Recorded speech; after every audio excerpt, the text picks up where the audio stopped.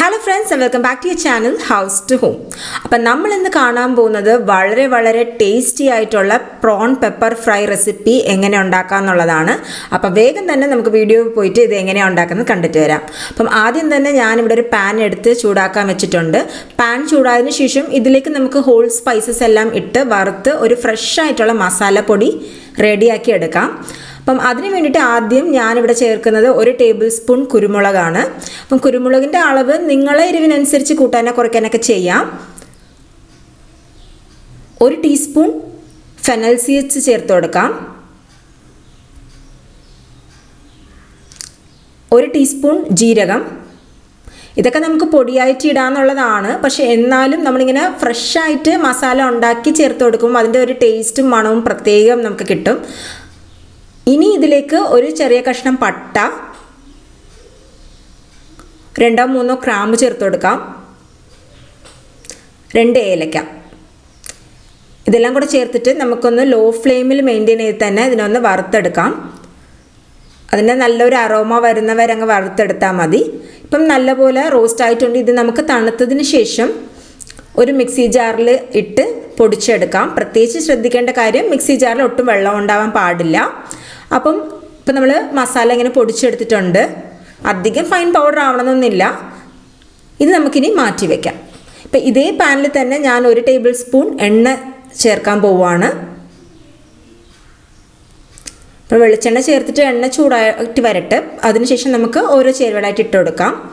അപ്പോൾ എണ്ണ ചൂടായതിനു ശേഷം ആദ്യം ഇതിലേക്ക് ഇടാൻ പോകുന്നത് ഒരു 2-3 ചുമന്ന മുളക് നമുക്കങ്ങ് പൊട്ടിച്ച് ചേർത്ത് കൊടുക്കാം. നമ്മളിതിൽ പ്രത്യേകിച്ച് മുളക് പൊടിയൊന്നും ഇടാൻ പോകുന്നില്ല. അപ്പം മുളകൊന്ന് റോസ്റ്റായി വരട്ടെ. ഇനി ഇതിലേക്ക് 2 പച്ചമുളക് സ്ലിറ്റ് ചെയ്ത് അങ്ങ് ചേർത്ത് കൊടുക്കാം. 1 സവാള നല്ലപോലെ ഫൈനായിട്ട് ചോപ്പ് ചെയ്തതും കൂടെ ചേർത്ത് കൊടുക്കാം.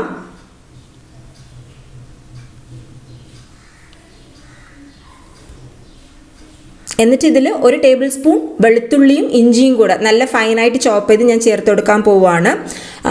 എനിക്കിങ്ങനെ ചേർക്കുന്ന ഇഷ്ടമാണ് കേട്ടോ. ഇടയ്ക്കിടയ്ക്ക് ഈ ഇഞ്ചിയും വെളുത്തുള്ളി ഇങ്ങനെ കടിക്കാൻ കിട്ടുമ്പോൾ നല്ല ടേസ്റ്റാണ്.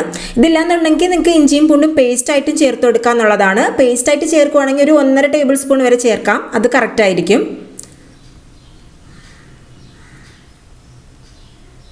ഇനി ഇതിലേക്ക് ആവശ്യത്തിനുള്ള ഉപ്പും കൂടെ ചേർത്ത് കൊടുക്കാം. അപ്പോൾ നമ്മളെ പ്രോസസ്സ് ഒന്ന് സ്പീഡായി കിട്ടും.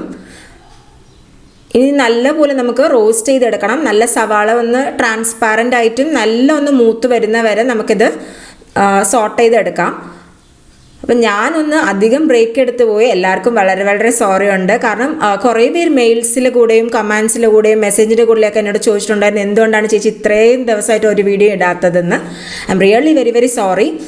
എൻ്റെ ചെറിയൊരു പേഴ്സണൽ റീസൺസ് കാരണമാണ് ഞാനൊന്ന് ഇടാത്തത്. ഇനി മുതൽ ഞാൻ അങ്ങനെ ആയിരിക്കില്ല. ഇനി കുറച്ച് ഒന്ന് റെഗുലർ ആവാൻ വേണ്ടി ഞാൻ ശ്രമിക്കാൻ പോവുകയാണ്. അപ്പം നിങ്ങളെ സപ്പോർട്ടും കൂടെ അതിൻ്റെ കൂടെ ഉണ്ടാവണം. അപ്പോൾ നമ്മളെ സവാള മീൻ ടൈം നല്ലപോലെ റോസ്റ്റ് ആയിട്ട് വന്നിട്ടുണ്ട്. നല്ല ഒരു ബ്രൗൺ ഷെയ്ഡ് വന്നിട്ടുണ്ട്. ഇതിലേക്ക് ഞാൻ കഴുകി വൃത്തിയാക്കി വെച്ചിട്ടുള്ള പ്രോൺസ് ആണ് ചേർത്ത് കൊടുക്കാൻ പോകുന്നത്. ഞാനിന്ന് എടുത്തിട്ടുള്ളത് മീഡിയം സൈസ് പ്രോൺസ് ആണ്. 1 കിലോ പ്രോൺ കഴുകി വൃത്തിയാക്കി അതിൻ്റെ മറ്റേ കറുത്ത വെയിനൊക്കെ ഉണ്ടാവില്ല, അതൊക്കെ അങ്ങ് മാറ്റി ക്ലീൻ ചെയ്ത് വെച്ചിട്ടുണ്ട്. ഇനി നമുക്കിത് ചേർത്ത് കൊടുക്കാം. സോ മീൻ വൈൽ എൻ്റെ തമിഴ് ചാനലിലും നിങ്ങളെ സപ്പോർട്ട് എപ്പോഴും പോലെ ഉണ്ടാവണം. ഇതിലേക്ക് മഞ്ഞൾപ്പൊടി ചേർത്ത് കൊടുക്കാം.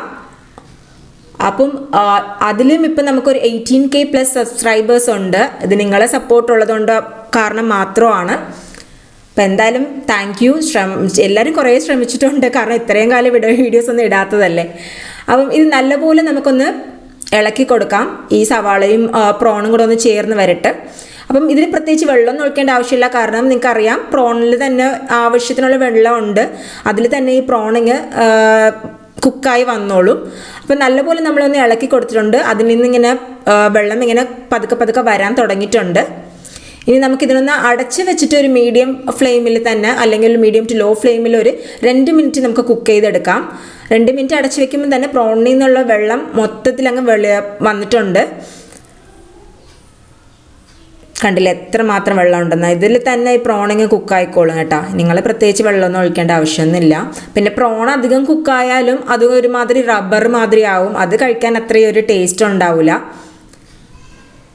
അപ്പോൾ ഇതിലേക്ക് നമ്മൾ പൊടിച്ച് മാറ്റി വെച്ചിരുന്ന ഫ്രഷ് ആയിട്ടുള്ള ആ മസാലപ്പൊടി അങ്ങ് ചേർത്ത് കൊടുക്കാം.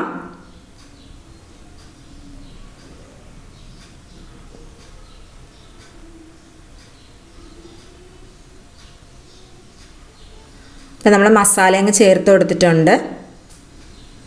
ഇനി ഇതിൽ തന്നെ കിടന്നിട്ട് ആ പ്രോൺ അങ്ങ് കുക്കാവണം. അപ്പോൾ ഈ വെള്ളം ഫുള്ള് നമുക്ക് വറ്റിച്ച് നല്ലൊരു ഡ്രൈ റോസ്റ്റ് കൺസിസ്റ്റൻസിയിൽ വേണം ഇത് എടുക്കാൻ വേണ്ടിയിട്ട്. ഇനി നമുക്ക് വേണമെങ്കിൽ ഒരു മീഡിയം ടു ഹൈ ഫ്ലെയിമിൽ വെച്ചിട്ട് കുക്ക് ചെയ്യാം. ഒരു 5 മിനിറ്റ് ആകുമ്പോൾ തന്നെ ഇത് സൂപ്പറായിട്ട് അങ്ങ് റെഡിയാവും. നിങ്ങൾക്ക് ഗ്രേവി കൺസിസ്റ്റൻസി വേണമെന്നുണ്ടെങ്കിൽ ഇത് കുറച്ചും കൂടെ വെള്ളം ഒഴിച്ചിട്ട് അങ്ങ് ചൂടാക്കി എടുക്കാം.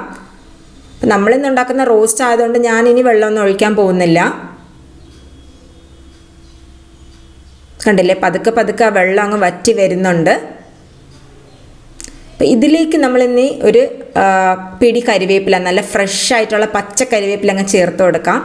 അപ്പോൾ ഈ സ്റ്റേജിൽ ഇങ്ങനെ ചേർക്കുമ്പോൾ ആ കരിവേപ്പിലയുടെ ആ മണം അങ്ങ് മൊത്തത്തിൽ അതിനകത്ത് കയറി വരും.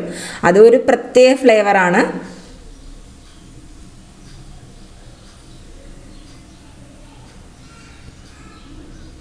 അപ്പം നമ്മളെ ചാനൽ ഇതുമാതിരി തന്നെ കുറേ പ്രോൺ റെസിപ്പീസ് നമ്മൾ ഇട്ടിട്ടുണ്ട്. Prawn garlic, butter garlic prawn, അങ്ങനെ പിന്നെ പ്രോൺ ബിരിയാണി, അങ്ങനത്തെ റെസിപ്പീസൊക്കെ ഇട്ടിട്ടുണ്ട്. എന്തായാലും നിങ്ങൾ അതും ട്രൈ ചെയ്ത് നോക്കണം. അതിൻ്റെ ലിങ്ക്സും ഞാൻ താഴെ ഡിസ്ക്രിപ്ഷൻ ബോക്സിൽ തരാം. എന്തായാലും ചെക്ക് ചെയ്ത് നോക്കിക്കോളൂ കേട്ടോ.